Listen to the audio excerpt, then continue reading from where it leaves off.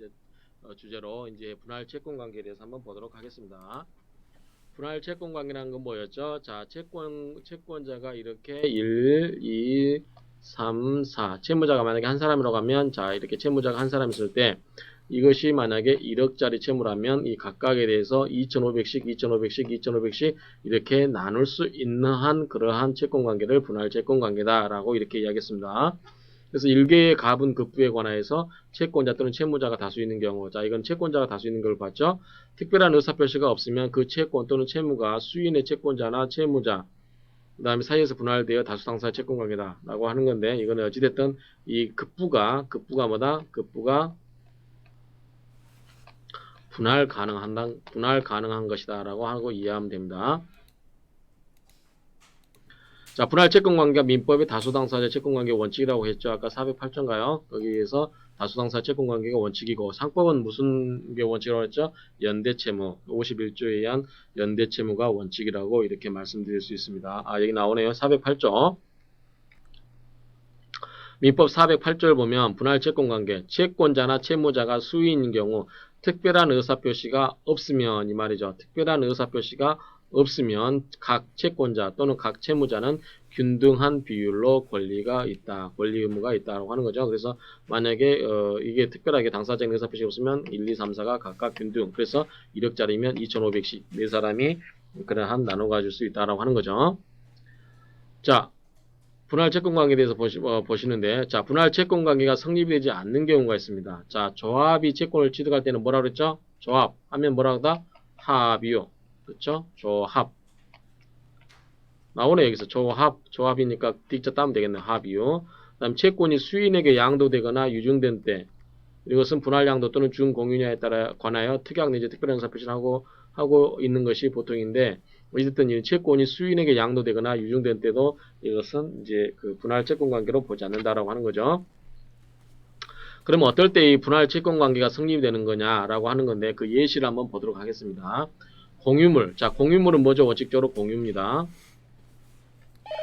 공유물은 원칙적으로 공유인데, 공유물을 매각하거나 임대하거나 또는 공유물에 대한 제3자의 불법행위로 공유자가 대금채권, 차임채권 또는 손해배상채권을 취득한 때 이것은 원칙적으로 이 분할채권관계다. 즉 무슨 말이냐면 이것은 공유로 본 것은 나눌 수 있다. 공유가 기본적으로 뭐죠? 지분이 있죠. 지분. 그래서 지분은 각자 처분할 수 있고 나눌 수 있다. 예컨대 여러분이 이제 어떤 친구와 함께 여러분 친구 두 사람과 함께 어떤 땅을 샀습니다.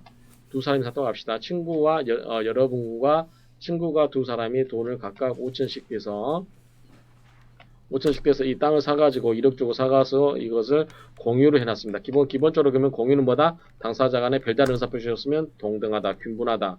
그러면 이 사람이 여러분이 친구하고 뜻이 안 맞아서 이것을 분할 등기를 청구할 수 있겠죠. 분할을 청구할 수 있습니다.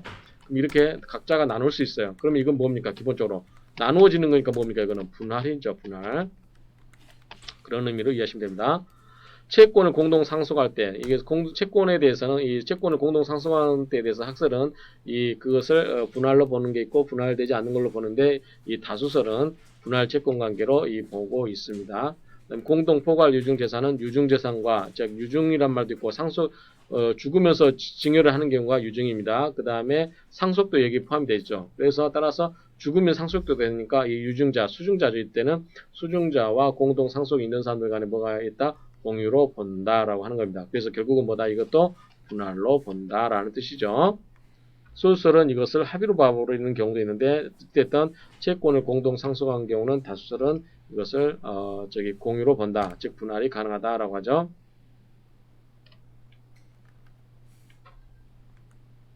다시 중복이 되기는 합니다만, 자, 분할 채권과 성립되지 않는 경우는 자, 합의의 채권관계, 조합이 채무를 부담한 때는 합의라고 했죠. 다른 점은 이때 또 나오는데, 수인이 공동으로 불법행위를 하여 피해자에게 손해배상 채무를 부담하는 경우는 우리 민법에 뭐라고 되냐면 이것은 연대채무로 본다라고 하는 거죠. 이게 무슨 소리냐면, 자, 수인이 공동으로, 자, A가, B가, C가 누구한테? 갑한테 나쁜 짓을 했어요. 공동으로 나쁜 짓을 했습니다. 그래서 갑한테 9천만 원의 손해를 입혔습니다. 그러면 갑의 입장에서는 A한테 3천만 원, B한테 3천만 원, C한테 3천만 원을 변제하라고 하면 A도 불만 없고 B도 불만 없고 C도 불만 없겠죠. 근데 만약에 이 상황에서 A가 돈이 없어요. 무자력자입니다. 그럴 경우에 갑은 이 세 사람의 불법에 행해서 손해를 받은 경우에 9천만 원을 변제받을 수 있는 방법은 A한테도 9천만 원, B한테도 9천만 원, C한테도 9천만 원 각각 받을 수 있으면 되죠. 그중에 세 사람 중에서 아무나 돈을 갚으면 그냥 면제 주면 되는 겁니다. 너희들끼리 알아서 분담은 너희들끼리 알아서 하되 어찌됐든 갑의 입장에서는 A한테도 9천만 원을 받을 수 있어야 되고 B한테도 9천만 원 받을 수 있어야 되고 C한테도 9천만 원을 받을 수 있으면 만사 오케이죠. 그렇죠? 그건 좋은 겁니다. 나쁜 게 아니죠. 따라서 이런 경우에 갑은 이 A, B, C에 대해서 각각에 대해서 9천만 원을 받을 수 있는 게 유리하다라고 하는 거죠. 그렇기 때문에 이 피해자를 보호하기 위해서 우리 민법은 이런 경우에 아까 408조에 보면은 다수 당사자의 별다른 의사표시가 없으면 뭐죠? 분할 채권 관계로 봤는데, 분할 채무 관계로 봤는데, 이 760조를 두어서 불법행위를 한 경우는 다수 당사자가 있을 경우는 이것을 뭘로 본다? 연대 채무로 본다라고 해서 누구를 보호하고 있다? 피해자를 보호하고 있다라고 이렇게 이해하시면 됩니다. 따라서 별다른 이 760조 규정을 두지 아니했으면 그것은 분할 채권 채무 관계로 보았을 텐데 760조 피해자를 보호하기 위해서 별도의 입법을 했다라고 이렇게 이해하시면 됩니다. 자, 분할 채무 관계가 성립하는 전형적인 예는 이제 채무가 공동 상속되는 경우, 그 다음에 수인이 공동으로 계약의 일방 당사자가 되어서 물건을 매수, 사람을 고용, 그 다음에 금전의 대체물을 꾸는 일 등 여러 가지 그런 경우는 분할 채무 관계가 성립됩니다. 수인이 공동으로 보증 채무를 부담하고 있는 경우, 자, 민법은 이를 분할 채무로 하고 있다. 439조에서 그렇습니다. 자, 학설은 채권의 담보력을 강화하기 위해서 성질상 불가분의 관념의 확대. 자, 불가분은 뭐다? 가분보다 뭐가 있다? 담보를 강화하는 기능이 있다라고 했습니다. 공동 계약에 의한 연대 특약 추정, 연대 책임이 더 훨씬 더 가분 채무보다 연대 채무가 더 훨씬 채권자한테 유리하죠. 이러한 여러 가지 이론 등으로 분할 채무 성립을 제한한다. 따라서 분할 채무 성립을 제한한다고 하는 것은 누구한테 유리하다? 채권자한테 유리하게 한다라고 하는 거죠. 그래서 이거는 뭐냐면 이 분할 채무 관계를 제한하려고 한다라고 하는 취지입니다. 자, 분할 채권 관계의 적용 범위를 제한하려고 하는 그러한 노력들이 뭐냐면, 자, 첫 번째가 분할 채권 관계가 그럼 뭐 어떤 약점을 가지고 있느냐라고 하는 거죠. 어떤 약점을 가지고 있느냐라고 하면, 자, 형식주의고 개인주의적이죠. 따라서 자, 이 채권자 한 사람을 봅시다. 편하기 위해서 자, 채권자입니다. 채무자는 이렇게 여러 사람이 있습니다. 네 사람이 있습니다. 네. 자, 1억에 대해서 빚을 지고 있습니다. 자, 이 사람은 1억을 받을 수 있는데 이 사람에 대해서 이제 이 갑의 입장에서 이 사람에 대해서 2,500만 원, 이 사람이 2,500, 이 사람이 2,500, 이 사람에 대해서 2,500, 각각의 사람에서 2,500만 원을 받을 수 있는 경우와 이 사람 갑이 이 사람에 대해서도 1억을 받을 수 있고 이 사람에 대해서 1억을 받을 수 있고 이 사람에 대해서 1억을 받을 수 있고 이 사람에 대해서 1억을 받을 수 있습니다. 누구한테 달라고 하는 것은 그 사람 마음이고 전부에 대해서 행사할 수 있고 어떤 특정한 사람에 대해서는 특정한 사람에 대해서도 어떤 특정한 사람에 대해서만 할 수도 있습니다. 전부에 대해서도 가능하고 어떤 특정한 사람에 대해서만 할 수 있다라고 본다면 채권자 입장에서 보면 굉장히 유리한 거죠. 그렇죠? 그런 의미이기 때문에 이것은 어떤 단체성을 강화하는 건데 이 사람에 대해서 2,500, 이 사람 각자에 대해서 2,500만 원을 부담할 수 있다고 하면 이것은 뭐다? 각자의 개인주의의 경향이 강하다라고 하는 거죠. 자, 분할 채무는 채권의 담보력을 약화하죠. 방금 설명을 드렸죠. 약화하죠. 그 다음에 거래 실정에도 맞지 않고요. 그래서 채무자 가운데 만약에 이 사람이 무자력자다. 더구나 이 사람도 무자력자다. 돈이 없습니다. 그러면 자, 분할 채권 관계로 봐버리면 갑은 이 C와 D라는 이 두 사람에 대해서만 받을 수 있기 때문에 뭘 받을 수 있다? 5천만 원만 받을 수 있는 거죠. 5천만 원은 받을 수가 없습니다. 그래서 채권 담보력이 약화되는 거죠. 따라서 이거를 뭘로 묶은다? 연대채무로 묶으면 이 사람에 대해서 1억 각각에 대해서 1억을 받을 수 있기 때문에 갑의 권리는 한층 더 보호되는 경향이 있다라고 하는 거죠. 자, 제한하는 노력에서 첫 번째 법으로 이제 될 수 있으면 분할 채무로 보지 않고 여러 연대 채무라든가 그걸로 본다라고 하는 거죠. 그래서 분할 채권 관계 예외 규정을 이제 많이 두고 있다라고 하는 건데 연대 추정. 자, 이러한 616조라든가 654조 이러한 경우에 연대로 추정을 한다. 따라서 뭘로 안 본다? 분할 채권으로 안 본다라고 하는 거죠. 따라서 분할 채권 관계를 제한하려고 하는 거죠. 법으로. 따라서 법제에 의한 제한이죠. 연대채무 규정, 아까 나왔던 공동불법행위자 간의 연대책임, 그 다음에 가사로 인한 채무 연대책임, 이러한 경우는 뭐다? 연대책임으로 본다. 그래서 이것은 연대책임으로 본다라고 하는 것은 이것을 분할 채권관계로 보지 않는다라고 하는 거죠. 그렇죠? 자, 이건 아까 설명드렸으니까 이거를 예를 듭시다. 자, 남편이 돈을 벌기 위해서 미국으로 갔습니다. 자, 부인이 부부입니다. 자녀 두 명의 자녀를 키우기 위해서 돈을 쓰다 보니까 예금도 다 썼습니다. 그래서 돈을 어떻게 합니까? 돈을 빌려왔습니다. 그래서 얘들 학교도 보내고 쌀도 사고 이렇게 했습니다. 돈을 빌려왔습니다. 그래서 빌려온 돈이 예컨대 1,000만 원이라고 가정합시다. 그래서 옆에 있는 사람한테 이제 옆집 이웃 사람한테 갑한테 돈을 빌려왔습니다. 근데 나중에 이제 이 사람이 남편이 돈을 벌어왔어요. 돈을 벌어와서 있는데 이제 갑이 돈을 받아야 하려고 이제 남편한테 가서 당신이 없는 사이에 당신 부인이 당신 자녀와 함께 살기 위해서 돈을 나한테 1,000만 원을 꿔갔습니다. 돈을 주시오라고 하니까 무슨 소리냐? 돈은 내가 꾼 게 아니지 않느냐? 우리 마누라가 꿨는데 왜 나한테 돈을 달라고 하느냐라고 할 수가 있다 없다? 없다라고 하는 거죠. 만약에 얘 부인이 근데 다른 용도로 집안 용도하고 아무 관계가 없는 경우, 그래서 여기서 뭐냐면 가사죠. 가사. 집안일이죠. 집안일. 집안일도 예컨대 도박은 집안일일까요? 아니죠. 도박하기 위해서 돈을 꿨다라고 하면 그것은 일상가사가 아닙니다. 일상생활을 하는 데 있어서의 가사, 즉 쌀을 사야 된다든지 애들 교육시키는 학비라든가 그러한 통상적으로 요구되는 그러한 정도의 그러한 경우는 비록 남편이 이 돈을 꾼 사실을 몰랐다 할지라도 남편은 이 부인의 그러한 일에 대해서 무슨 책임? 연대 책임을 지기 때문에 이 갑은 꾸어간 1,000만 원에 대해서 남편에 대해서도 달라고 할 수가 있다라고 하는 거죠. 그래서 이건 결국은 이 법으로 이렇게 연대 책임에 관한 여러 가지 규정을 두고 있는 것은 뭐다? 이것은 이 분할 채권 채무 관계를 제한하려고 하는 노력이다라고 하는 거죠. 왜? 민법상 기본 원칙은 뭐다? 분할 채권 채무 관계이기 때문에 그것을 제한하려면 별도의 법으로서 그런 것을 두어야 한다라는 취지죠. 자, 채권 채무의 합의적 기속과 총기적 기속을 인정하고 있는 거. 그 다음에 상법 51조가 아니라 57조네. 57조에 보면 연대 책임의 원칙이다. 그래서 57조에 보면 그것은 다수 당사자 간의 다수 채무자 간 또는 채무자와 보증인 간의 그런 것은 연대하여 변제할 책임이 있다라고 해서 연대 책임을 인정하고 있다라는 취지로 이해하시면 됩니다. 자, 두 번에는 이제 법이 아니라 해석에 의해서 학설이라든가 이런 해석에 의해서 분할 채권 채무 관계를 이제 제한을 하고 책임을 같이 지게끔 하려고 하는 그러한 취지의 노력이다라고 하는 거죠.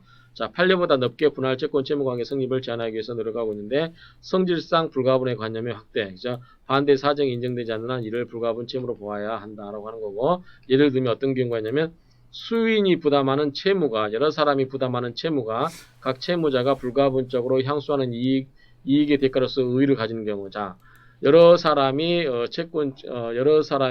채권자 채무자가 있는데 그 이익이 반사적인 이유로서 이익을 어떻게 하냐면 불가분적으로 이익을 얻고 있다. 그러면 역시 거기서 발생되는 채무도 뭘로 본다? 불가분 채무로 본다라고 하는 거죠. 자, 공유자의 공유물 관리 비용 채무. 이게 무슨 소리냐면, 자,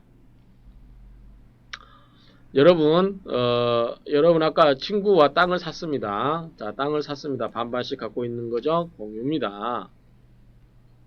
이게 이제 1억을 주고 샀는데 이 땅이 개발돼 가지고 2억이 될 것이다 라고 하면 여러분은 각각 5천만 원씩 투자를 했기 때문에 얼마씩 다시 1억씩 봅니까? 1억씩 이익을 보는 거죠. 따라서 5천만 원씩 각자 이익을 보는 거죠. 그렇죠? 그런데 이익이 향수하는 이익이 이렇게 늘어났어요. 각자가. 근데 여기서 세금이 100만 원에서 다 세금이 200만 원 늘었습니다. 그러면 각자가 세금 얼마씩 내야 될까요? 100만 원씩 부담해야 되겠죠. 그럴 경우에 나는 이거 이익 얻은 것은 좋지만 나 세금 내는 것은 더 늘어난 세금을 내가 내는 건 싫으니까 네가 내. 그래서 너는 150만 원 내고 나는 50만 원만 그대로 낼게. 라고 이야기하는 것은 여러분들이 봤을 때 타당합니까? 타당하지가 않지요. 그러한 의미로 이해하시면 됩니다. 그래서 이런 게 해석상 이건 당연히 역시 이익을 얻은 만큼 이익을 얻으면 반대로 비용이라든가 그러한 채무도 역시 연대 책임으로 돌아가야 된다. 그런 의미죠.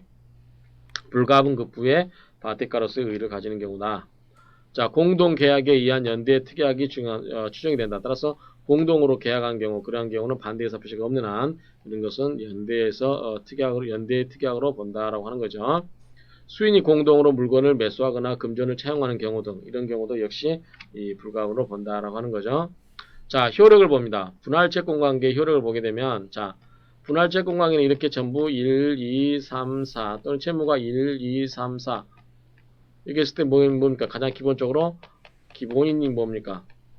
분할이 된다는 거죠. 쪼갤 수가 있다라고 하는 거죠. 자, 특이하게 없는 한 쪼개지는데 어떻게 쪼개진다? 균등하게 쪼개진 걸로 봐야 되겠죠. 만약에 균등하게 쪼개지 않으려면 의사표시를 하거나 뭘 정해놔야 되겠죠. 그쵸? 내부적으로 분급하거나 구상관계는 발생하지 않습니다. 따라서 각자가 약간 예컨대 이 채무자가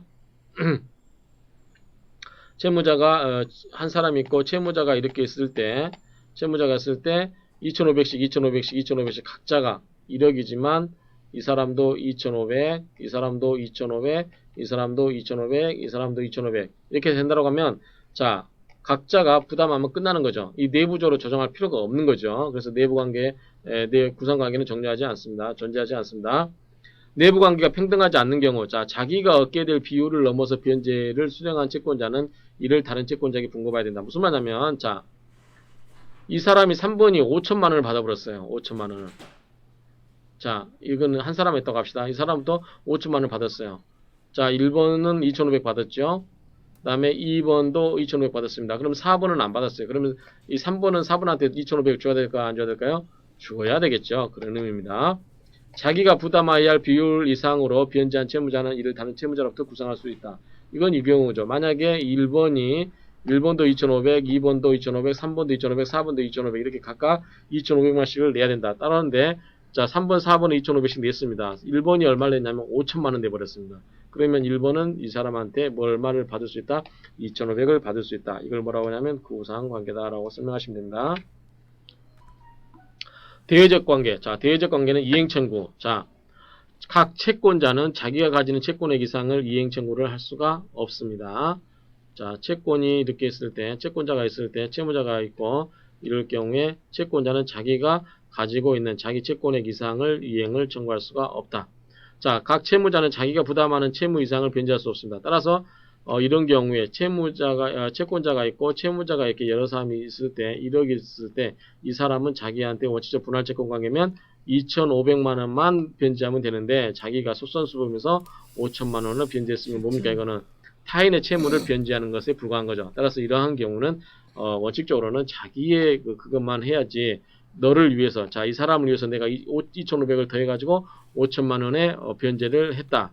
라고 했을 때 이 사람에 대해서 권리를 당연히 주장할 수는 없다는 거죠. 왜냐하면 이 사람은 갖고 싶지 않거나 또는 이 사람은 이 사람과의 관계 속에서 상계적상이 있는 경우 내가 이 사람에 대해서 돈을 쌤쌤이 시켜야 될 경우는 갚고 싶지 않겠죠. 그런데 이것을 무시해서 이 사람이 대신 이 사람 것을 갚아주면 그러한 경우는 타인의 채무가 된다라고 하는 겁니다.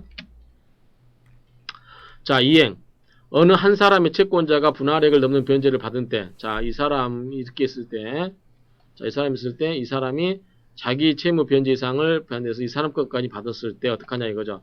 다른 채권자의 사자 또는 대리인이 아닌 한 본인의 추인 또는 본인에 의한 현실 수령이 있지 않는 경우 부당이로서 채무자에게 반환해야 된다. 무슨 소리냐면, 자, 이 사람한테 이 사람이 각각에 대해서 2,500씩을 줘야 되는데 이 사람에 대해서 5천만 원을 줬습니다. 그런 경우에 이 사람 거는 여기서 받아가야 되는데 이럴 경우에 자, 이 사람이 수긍을 했어요. 그래, 내 대신 5천만 원, 2,500을 내 대신 받은 걸로 인정해 줄게라고 이야기를 하거나 또는 어떤 여러 가지 대리인, 사자, 대리인. 자, 사자라고 하는 것은 이 사람이 심부름꾼이라고 하는 거죠. 사자는 심부름꾼. 그냥 돈을 받아온 거예요. 그 다음에 대리인은 돈을 받을 수 있는 어떤 법률상의 여러 가지 권리를 갖는 거죠. 그러한 경우에 이 사람이 이렇게 받은 경우에는 이 사람이 추인을 한다든지 그러한 경우에는 어떻게 된다? 이 사람의 의사를 무시해서 받을 수 있는 게 아니고 이 사람은 나머지 2,500만 원 어떻게 된다? 이 사람한테 돌려줘야 된다라고 하는 거죠. 그래서 이런 경우는 채무자에게 반환해야 될 의무를 진다라고 하는 거죠. 어느 한 사람의 채무자가 분할액을 넘어서 변제한 경우 역시 아까 설명드린 것처럼 타인 채무의 변제가 됩니다. 이때는 이해관계나 정당한 이익이 있는 제3자가 되지 않음에 주의를 하시라라고 하는 겁니다. 따라서 채무자의 의사에 반해서 변제하지는 못함. 그래서 내가 갖고 싶지 않았단 말이에요. 어떤 채권자가 있고 한 사람이 있고 채무자가 여러 사람이 있을 때 이 사람이 갖고 싶지 않았는데 이 사람이 대신해서 이렇게 변제를 해줬다. 그러면 이걸 가지고 좀 따질 수가 있겠죠. 그래서 이런 경우는 타인의 채무가 되고 결론적으로 채무자의 의사에 반해서 변제하지 못한다라고 하고 이해를 469조에서 규정을 하고 있습니다. 아시겠죠? 그래서 이번 시간에는 이 분할 채권 채무 관계에 대해서 살펴보았습니다. 수고 많으셨습니다.